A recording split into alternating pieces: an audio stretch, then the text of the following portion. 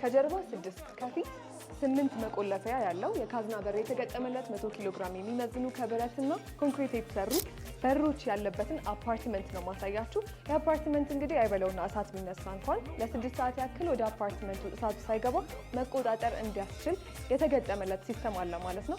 ፐር ፍሎር 5 አባወራዎች ይኖራሉ። በአፓርትመንት ውስጥ ጂም፣ ሳውና የመሳሰሉ የተለያዩ አይነት አገልግሎቶችን ማግኘት ትችላላችሁ። በተለያዩ አይነት የካሬ አማራጮችን እነዚህን ቤት ማግኘት ትችላላችሁ። ከዚህ በተጨማሪም የአፓርትመንት የሚገኘው ለኑሮ ምቹ በሆነው በደንበል አካባቢ ነው።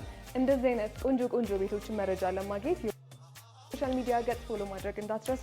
ስለዚህ ቤት ደግሞ አሪፍ መረጃ ለማግኘት ባያችሁ ላይ በሚገኘው ስልክ ቁጥር ደውሉልን።